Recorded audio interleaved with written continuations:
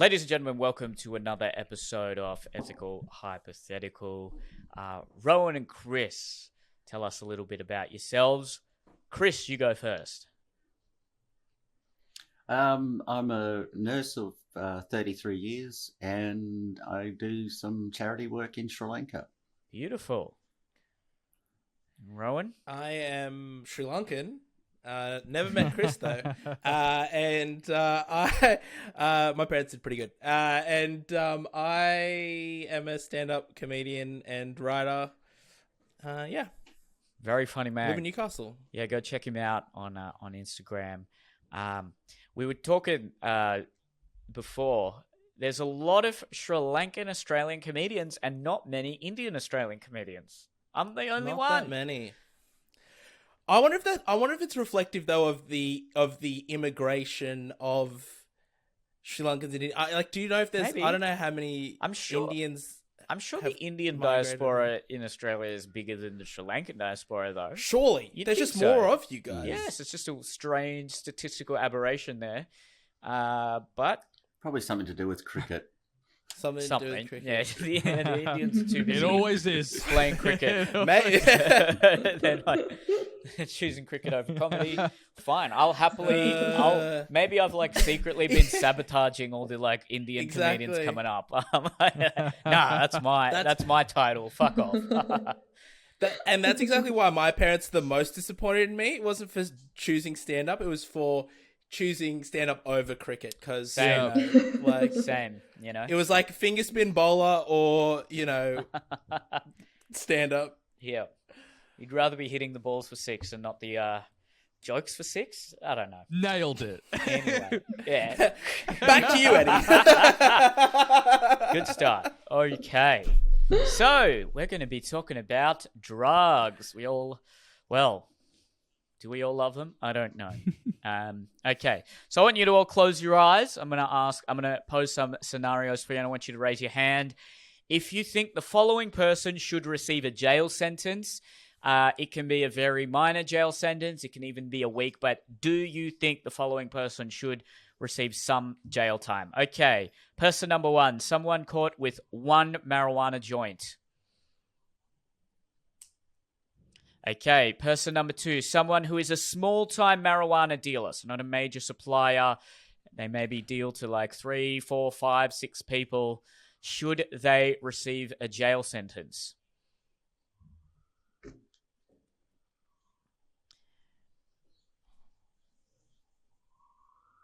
Okay. Anyone else? Okay. Number three. Someone who is a small-time marijuana dealer under 18 from a poor neighborhood. Should they receive a jail sentence?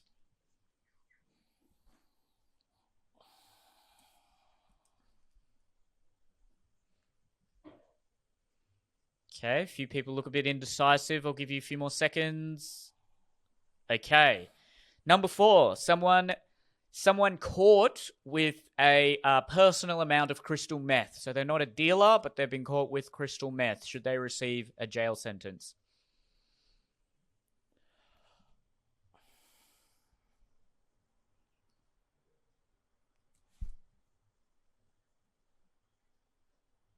Okay. Number five, someone who is a small-time crystal meth dealer. Would you give them a jail sentence?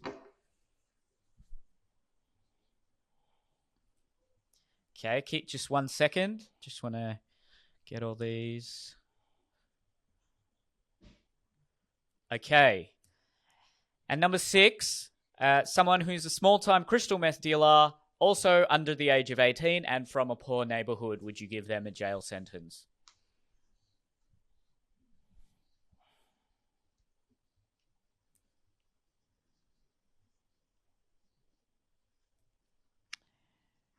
Yep. Okay, now, you know what? Before we discuss those, open your eyes. Open your eyes. Now, I've got a scenario here that I'm just going to talk about, and then we can get to discussing some of the answers for your questions.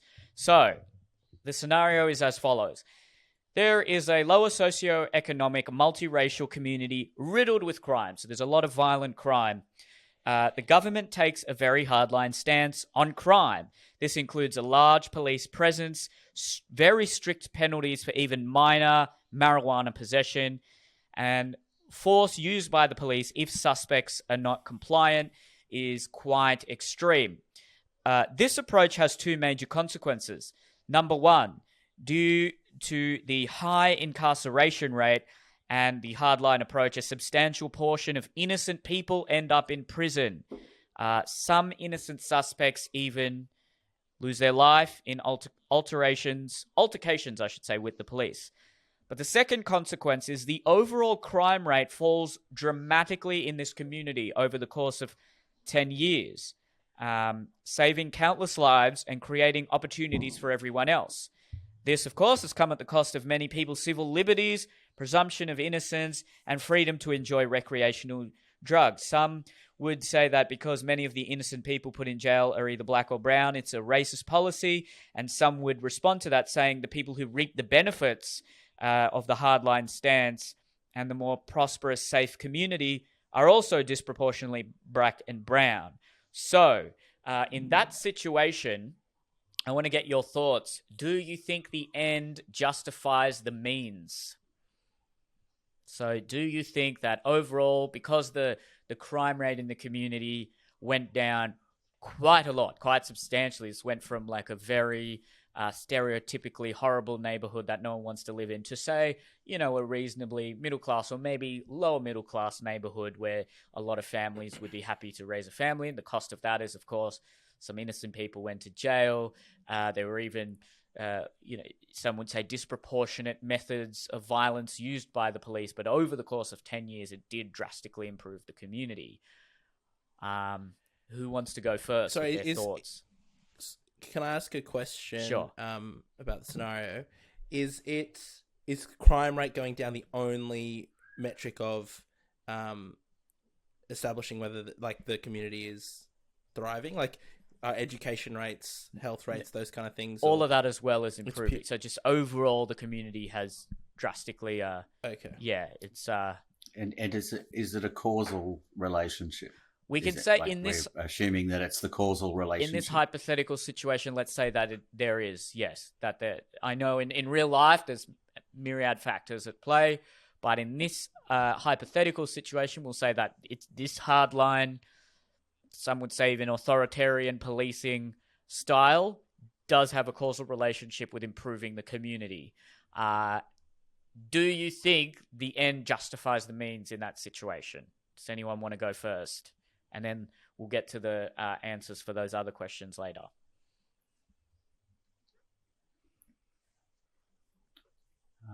Well, I'm going to say no. I don't think the ends justifies the means. Probably because I'm picturing other aspects in making this decision, not just that causal relationship. But I don't think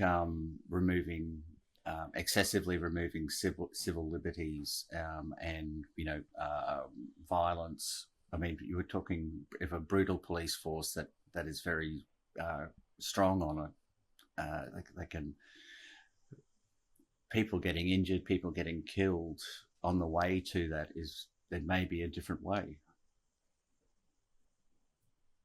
Yeah. Yep. Thank you. Anyone else want to? I disagree. I think, especially in this scenario, I think the ends definitely justify the means. If that society was struggling, that suburb or community was struggling with crime, and that was the only way to prevent it.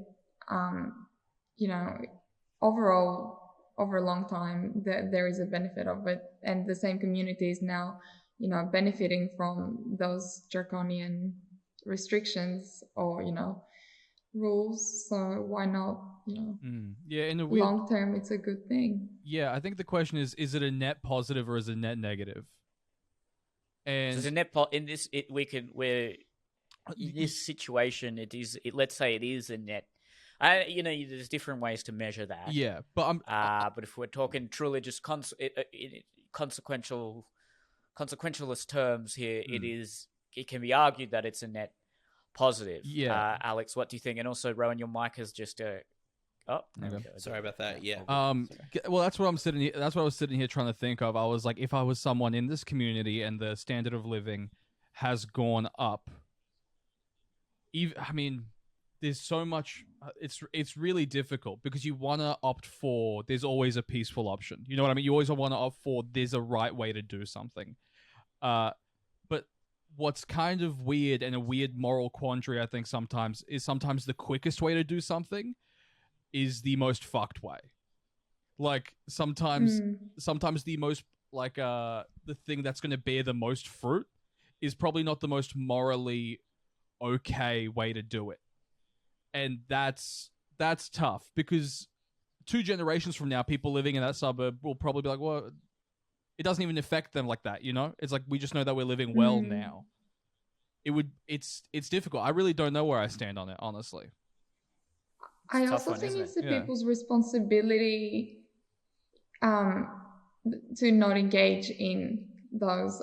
It sounds like easy for an outsider to say, but if you don't want the police to be violent towards you, maybe don't deal ice, and the police won't be that brutal to you. That's cold, Jesus Christ. I think, I don't disagree. Speaking of ice, Hara has it in her veins. No wonder she got so ripped. That's her secret. I want to chime in there where, like, eyes, guys. I agree that if So it's funny. just about a strict stance on even, small-time marijuana possession, I'm morally okay with that. As soon as innocent people start to bear the cost of this, Yeah. that's when I actually don't know. I don't have an answer to that. But look, these sorts of situations are going on, especially in America. Rowan, what do you think? I don't think that it's a good thing, and I wouldn't. I think that any time that you are, if innocent people need to pay the cost, then I don't think it's worth paying it for whatever reason. I think that, and I think over the long term too. Like, I'm not talking 10 years. I'm not talking 15 years even. I'm talking like 50 years, and the generational impact that it'll have, I think, it feels like a Band-Aid solution to a problem that's harder, and we love solving those problems as human beings quickly, particularly because we have political cycles that last a couple of years, and we have budgets that last a year, and so sometimes, those things, and if it's almost like if you want the good thing, and you like doing the bad thing to get there, it's like, if any Disney movies taught me anything, it's that it doesn't work that way. Yeah. But I also think that, like, it's if anything about humanity says, like, if we learn anything about history, it's that it's how you get there that really matters. And so but there's also some pretty brutal pages of history that brought about net positive change. You know what I mean? It's like that. It's not like it hasn't happened before. What is net? I think it's like the greater good, because you were saying, like, when innocent people have to bear the costs, right? And it's like, if you're this suburb, whatever it is, this area, innocent people are going to have to bear the cost either way. Anyway, exactly. So That's a good point. Yeah.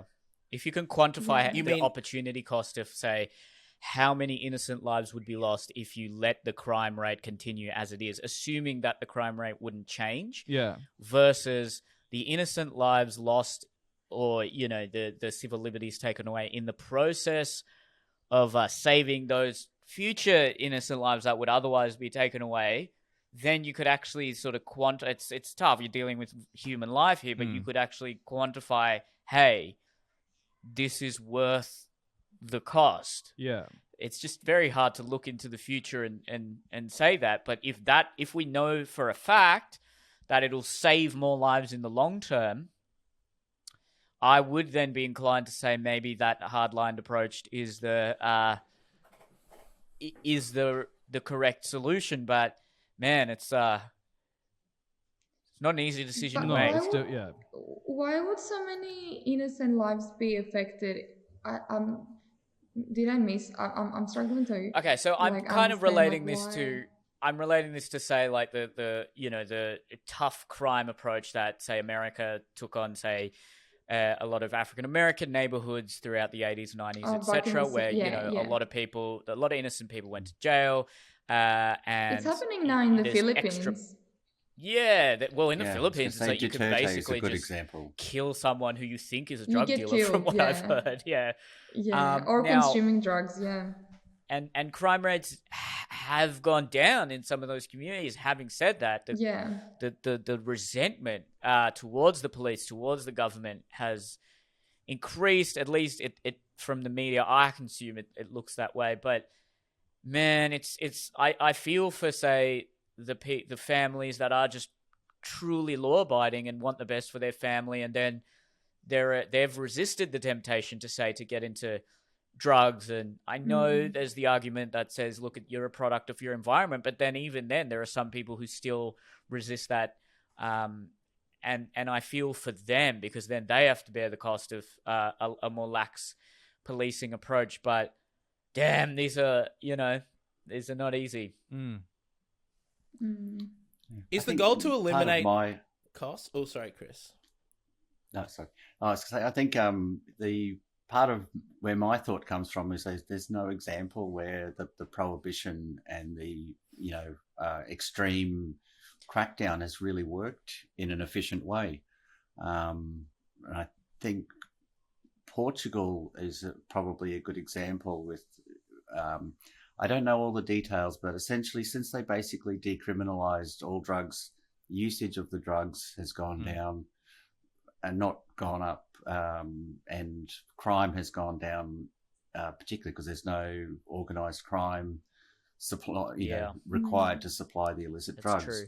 So it's in the example that you've given, it's hard to get that balance, because I don't want the drugs and the violence and the crime, and I don't want people being persecuted along the way. Chris, and I was just going to ask one quick question in there. What do you think if it's again, these are all very hypothetical, there's no real situation, it will be a very complex environment, but let's say the crime that's occurring in this environment is violent crime. It's not actually drug related. So it's not as though someone who takes drugs, it's a cost to themselves. So you can make very moral arguments to say, look, drugs should be legal. I think certain drugs should definitely be legalized. But what about when the crime is more, it's robbery and it's violent assaults and it's things like that? Would that change your opinion? I think that's the activity that you need to come down hard on is the crime. I don't think it's coming down on the drugs hard per se. It's coming down on the actual crime that's associated with it. Yeah. And coming down hard on the crime, the robberies and the violence that come with it. Yeah. I'm all for stopping all of that. Yeah, but oh God, sorry, I've lost my train there. Oh, that's so good. Yes, because you don't know, and then if a crime rate again in the real world, if a crime does go down, you don't know if that is the reason it did go down. There's so many other factors at play. Could it have just been that there are other economic opportunities that have come up? The overall economy has improved nationally, so therefore all communities benefit from that. Again, this is a hypothetical situation here where there's a direct causal link. And I don't want people to listen to this and think, well, in the real world, that's exactly how it works, because it's not how it works. Chris is totally correct there. But yeah, we're in this hypothetical situation. Let's go back to some of those original questions. So, Chris, you put your hand up for one of them, and that was the small-time crystal meth dealer. All the others, you didn't put your hand up. Alex, you also just put your hand up for that person. Both of you talk us through your reasoning there. You'd give a jail term to someone who's a small time crystal meth dealer, but then small time crystal meth dealer who, if they're under 18, you wouldn't give them a jail term, and for any of the marijuana instances, you wouldn't give a jail term. So let's hear your thoughts behind those ones. After you, Chris. Look, I'll just clarify. If I put my hand up, it was accidental. Oh, I didn't hang on. put Yeah, my hand sorry. up for any of those. I might have got that. So, I got it. Yep. Okay. Apologies there. You yes. Okay. Yeah. I must have I wrote that down incorrectly. No Apologies. worries. Okay, no so problem. in terms of the marijuana dealer and user, I didn't see that as any kind of. I just don't see that as jailable. I don't see that as being negative to a community. Really, it's marijuana. You know what I mean? Like, shit's legal most places now anyway. That's why I was like, okay, I don't think that's jailable. The crystal meth thing. And I nearly didn't put my hand up for the crystal meth dealer, but I thought about it, and I was like, the only thing that I can think of is that you are potentially, depending on the dealer, but you are potentially directly harming people. Potentially, right? It's like and the issue with why I didn't put my hand up for the under 18 was because I'm like, okay, well that's a kid, dude. You know what I mean? I was like, I still think his brain isn't developed yet. There's still time for him to be taught and given opportunities outside of this. But if you're an adult, and I feel like you're dealing crystal meth, and I think we've all heard stories of just shitty dealers purposely cutting bad drugs with even worse shit. I'm like, you know what you're doing, and there has to be some sort of consequence for that there. I don't think it should be jailable to use crystal meth, but something about, because it's your own personal choice, you know what I mean? But something about selling it to people, especially if it's been stepped on a little bit, I don't know, that doesn't sit well with me. So Chris, then let me rephrase the question to you. You wouldn't jail any of those, even the small time crystal meth dealer. What's your reasoning behind that? Well, if it's a repeat and continuous offence, maybe some jail time might be. But in the instance that you gave it, I think that you need to look at again. And I know we're talking hypotheticals and we don't have all these details, Sure. but there's more than one way to deal with a drug problem. Where I certainly don't endorse ice. I wish it was never. I don't know many people who do. Synthesized. I have no problem with marijuana use at all. That's not a big deal to me. But so it's not so much the drug; it's the what's leading them. Why are they doing it? Sure. Is it because that's the only way that they can get some money into the house? I don't agree with them doing it, but I'm not sure that jail is the answer to all of these situations. Particularly in that first instance, when you're looking at young people, where you put them into jail, the chances of them becoming a reoffender or getting to know, or being abused in jail by whatever. I don't know, the things of going with jail, I think, far outweigh the crime in this case. So, Rowan and Hara, you were a bit more strict with some of the jail sentences you gave. Rowan, I may have actually gotten some wrong here, but you didn't. You said for the first person, someone who's caught with a joint, no prison. But then the small-time marijuana dealer, you said prison. Someone who's under 18, marijuana dealer, you said prison. And then for the person caught with crystal meth, did you say? I can't remember. I think I might have got this one wrong. Did you? I was panicked the whole time. Okay. These questions were so hard. Okay. I wasn't sure on the metric either. I wasn't sure. My hand was. I was kind of like looking, but my hand. And then I saw people raising hands. I was like, oh, okay, cool. And then Anyway, I'm Well, sorry. that's why I we should have close paid the more eyes, because attention we at the don't want start. we don't want people to be influenced by the group. Mm. So I no, just wanted to know how people were acknowledging. So I was like, "Oh, okay, cool." And then, anyway, sorry. I'm so no, sorry. that's all good. It was all panic. That's all good. I'm so sorry about my answers. I'm just generally sorry. But anyway, No, you continue. shouldn't Sorry, be. Neil. If those are your answers, Oh, I look. We got pro-taxation Hashtag and no anti-drug empathy. Rowan No Faber. one- I was, This is a safe I space, was- you know. No. Well, I think because it's so hard to give, and I think we've touched on it in these hypothetical situations. I'm someone who's like, I feel like nuance is so important, Sure. but when it comes to these things, like, it's binary, like up or down. It's tough. It's Yes, really, really tough. Definitely. So sorry, I'll let you finish. Were you kind of? Oh well, I wrapping just up my wanted to answers? hear Like, your general thoughts on, say, like the difference between marijuana and something like crystal meth, and then the difference between possession of personal use versus even a small-time dealer, and then whether the person's under 18 and from a poor neighborhood, whether that affects your decision of whether to jail them. And like I said, it can be a very short jail sentence. It can even be, a week. The question was just like, do you think they should get a jail sentence? Hara, what about you? If I've gotten this correctly, you said yes to the two dealers, and then yes to the crystal meth dealer who was underage. Did I get that correctly? Yeah. Yeah. So talk us through your reasoning behind those decisions. Okay, so should I go first or should Rowan go first? Hara, yeah, you go first.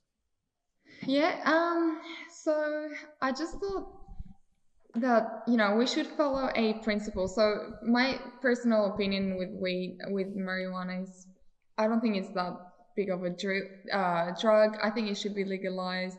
However, in Australia, it's in most states. I think, is it only ACT that's legal? Right now, I'm yes. not even sure. Yeah, I believe, but the rest of the country is illegal. So I think, so I just went with the law and not what I think should, be legal or not. So that's why I think having a joint definitely shouldn't give you jail time, because it stays in your criminal record, and I think it's just unfair. Maybe you weren't even aware of that joint being there, so definitely not a joint.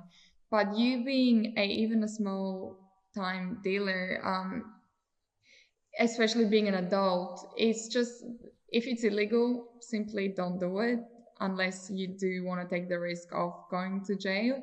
For the underage, I thought, for the marijuana, I just thought maybe there could be some sort of rehabilitation and just a different way to treat them, because I guess they have their reasons for dealing, and maybe they do come from a low socioeconomic background. But when it came to ice, I was a little bit more strict, given that ice has more severe consequences on the user's health. And yeah, the dealers know the severity of the drug as well. So it's a decision they make to choose that specific drug to deal, because you can deal other drugs that are not as harmful and less addictive as well. Yeah, so I think it's only fair for them to just be in prison because they disobey the rules. Okay. Yeah. And Rowan, what do you think?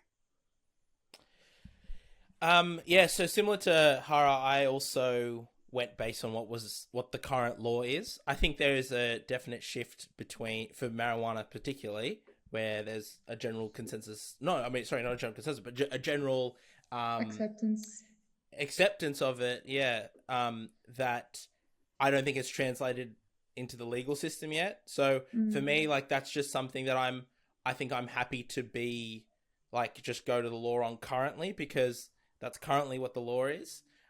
So that to me seems like, and if the law needs to change, then that should change to reflect the society that we live in. So yeah, that's why I kind of said yes to jail time for the dealers in both scenarios. In both scenarios.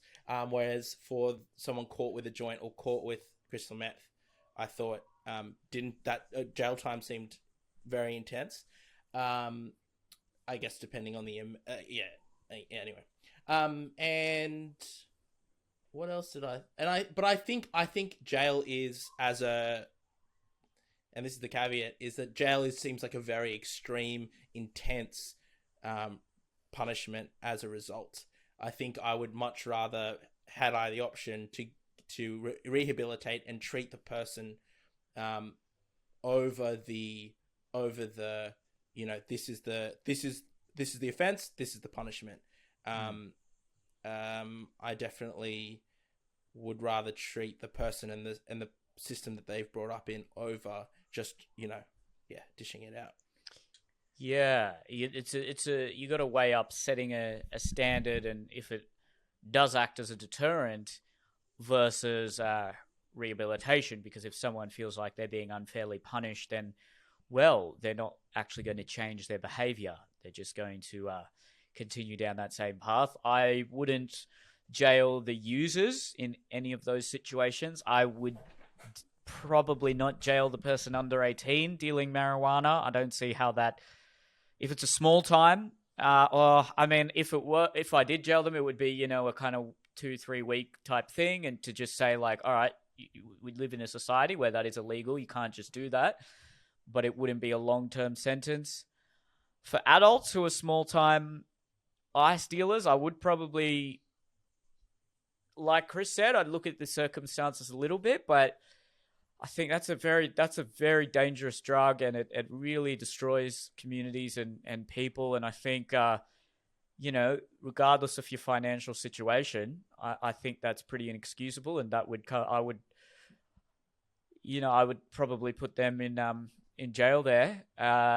And for the marijuana dealer, again, maybe I'd do like a 2-3 week thing there. You have to look at if they're a repeat offender, you'd have to look at other circumstances there. I think marijuana should be legal, but having said that, even if it's not legal yet, that is still a law, and you have to have respect for the law. So I probably would, just on principle, jail them, but again, it wouldn't be like a very strict sentence. And then for the ones under 18, it depends how, again, like if they're 12 versus 17, and I probably wouldn't, I would still do like a small jail sentence for the underage marijuana dealer. And then for the underage ice dealer, again, just because it's such a dangerous drug, I think you got to be a bit strict on that. And if the prison also, I think prisons need to have more of a rehabilitation feel to them, as well as punitive. If someone feels like they're being unfairly punished, they're not actually going to change their behavior. Whereas if someone can understand why what they've done is wrong, then they're willing to accept the consequences. I know, we've all made mistakes in our life, but when we can acknowledge, I can see why I made that mistake, then you're more likely to atone for that mistake. Whereas if you feel like you've been unfairly maligned for something that maybe you felt like you had no choice to do, then punishment, it sets a standard, sure, and it maybe acts as a deterrent, but yeah, I would sort of be maybe when they're under 18, I'd sort of think about way up. Look, we do need to set a standard here. Maybe, if it's ice and they're under 18, maybe like a couple of months or, a couple of weeks type thing, depending on whether they're a repeat offender. And then if it's marijuana, yeah, like a 2-week type of thing there. But if they're adults and they're dealing ice, I'd probably be pretty strict about that. I just want to mention about the rehab, because we always say it, and in other episodes as well, we always talk about how it's such an easy escape. Oh, well, there should be a rehab. But in practical terms, like, can we achieve that? It's great to, that's why I like these conversations, because, you can be very ideological, but in practical sense, will they be rehabilitated, or will they just do the term so that they can go back into what they know? Because it's such especially when it comes to crime, and if it's generational, and the parents and or grandparents were doing something similar as well, it's so hard to then in a few years, months, to change them and make them start from the beginning, because it's not easy, like living doing crimes, the benefit of it's all the money, the easy money that you make from it. It's a high risk, but it's a high benefit as well. Mm. So, you know, these people, if they were to live this lifestyle that they know so well, to, you know, have like this very low paying job to start with usually, or, you know, start educating themselves, and it's just, you start from the zero, from the bottom, like the very bottom, and I think it takes way more effort, so it just makes it less appealing for them. Yeah. You're right. Well, how and do then you? to what cost to the state is that? Yeah. How do you successfully rehabilitate someone? That's a weird because yeah, we've been saying rehabilitate them this entire time, and I haven't even thought about that. I'm like, how do you actually successfully Yeah. rehabilitate someone? Because if you're just doing the stuff that the book says, it's like, well, this is how you rehabilitate someone, and then you drop them back in the environment that caused all of Exactly. that in the first place. How much of that's actually going to work? True. Yeah. And that's why I studied psychology. Like that's because I thought that, you know, by rehabilitation, and now that I work in the industry, and like where I work is a bit more, it's corporate as well as there is different aspects to my job. So I get exposed to a lot of different things, and I just think it's so hard.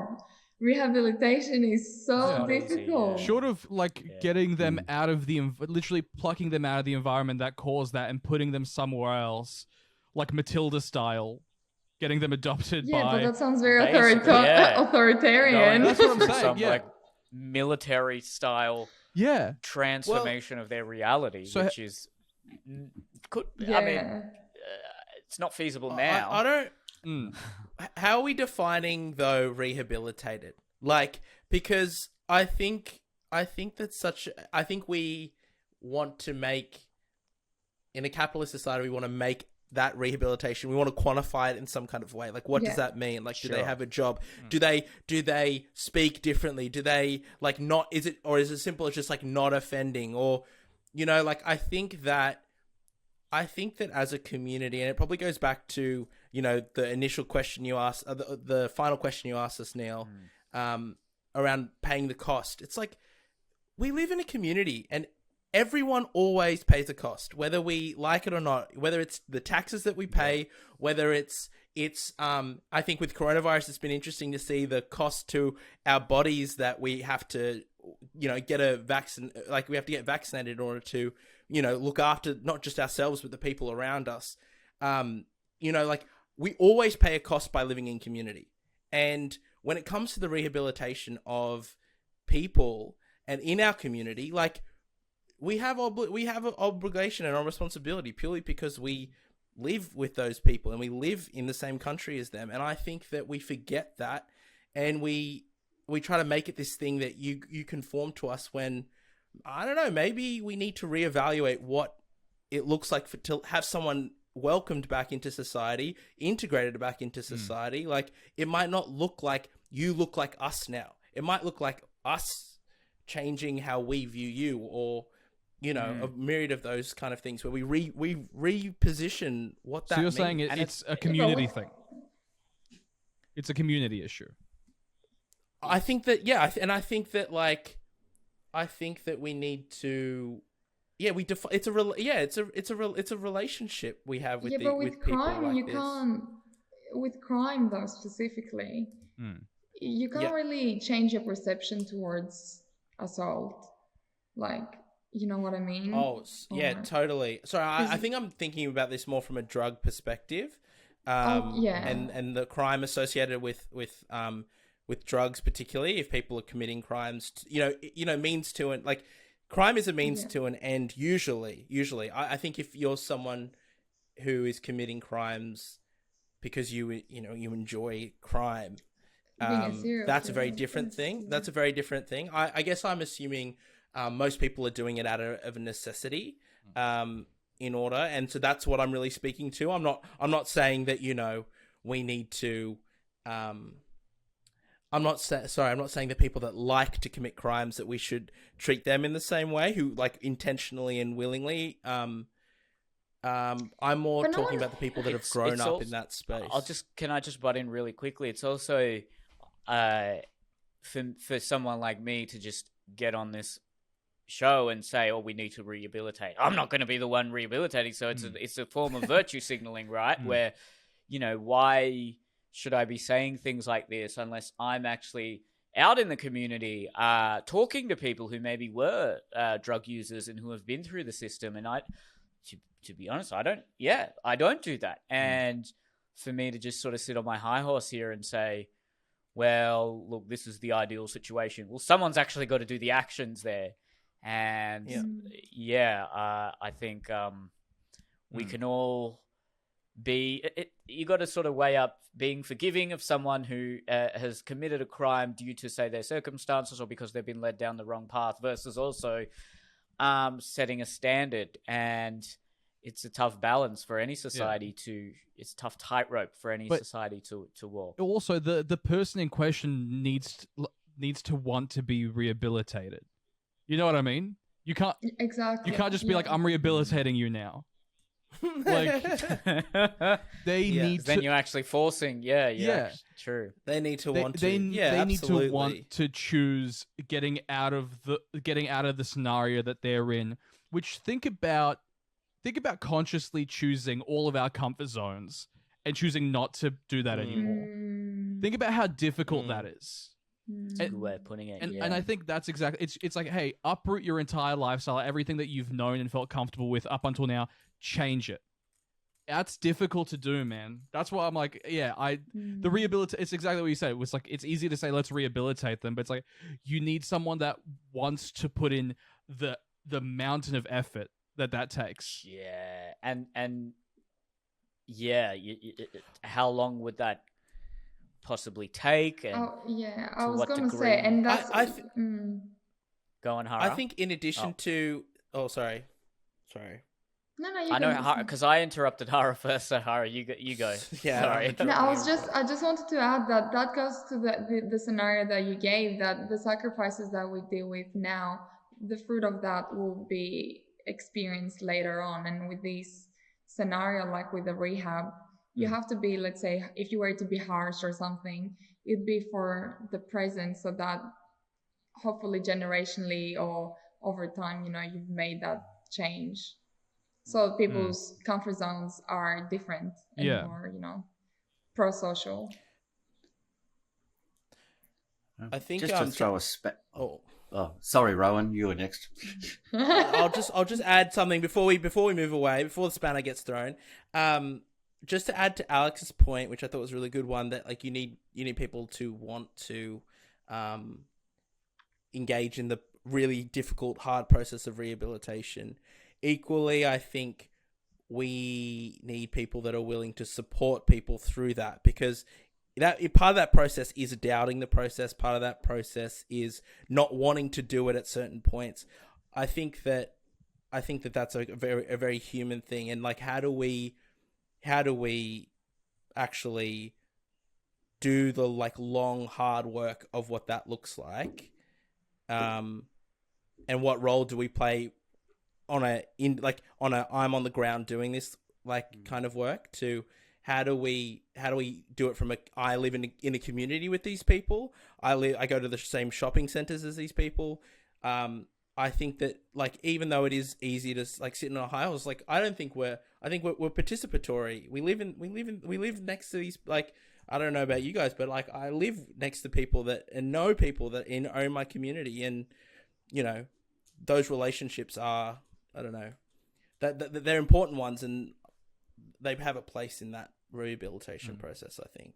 Yeah, you got to do the work. Anyway. Yeah, absolutely. Throw that spanner, Chris. Yeah, go for it. Okay. My spanners, it's not disagreeing with the points. I don't see any, the difficulties that you guys have all explained in defining what rehab before implementing it and accepting. It's like, how about we go to the beginning and say we have the support services, education programs, community programs that get people working together in the first place, and try and prevent people going to jail in the first place.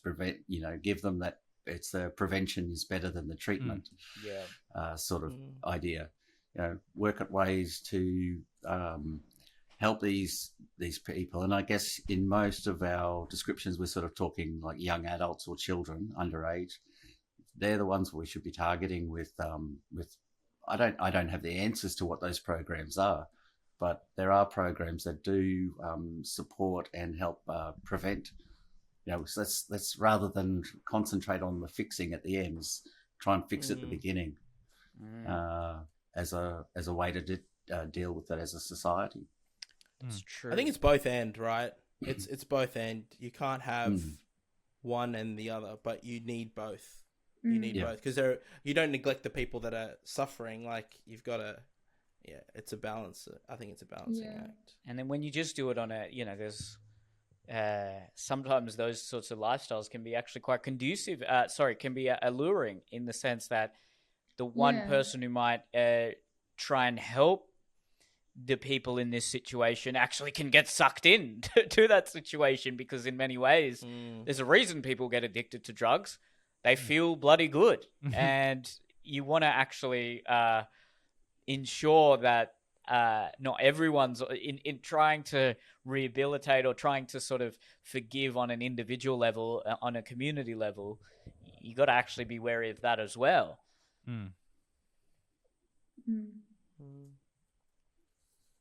Yeah.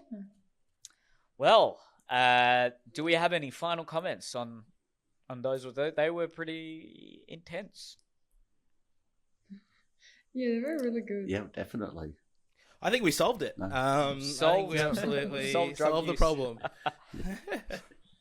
Nailed it for a 6, right? Yeah, what did I say? Yeah. Hit the job for... I don't know. We can cut that out. He's going to keep it in. I'm going to remix it to Gangnam Style. Oh, yeah.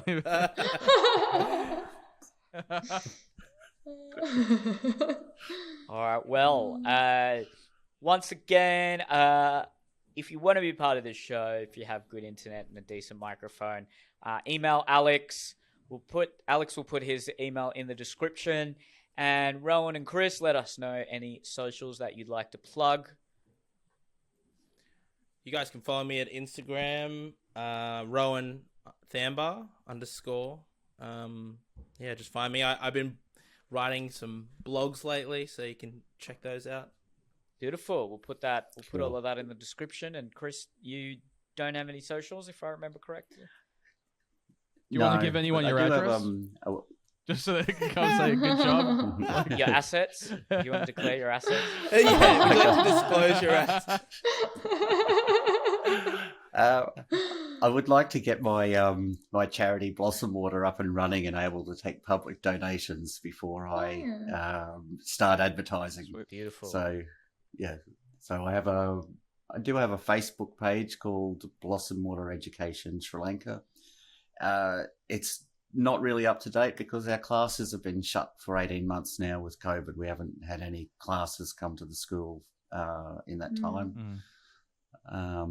So I've sort of taken the foot off the trying to raise money pedal and just exist and get it going when we can start the classes again.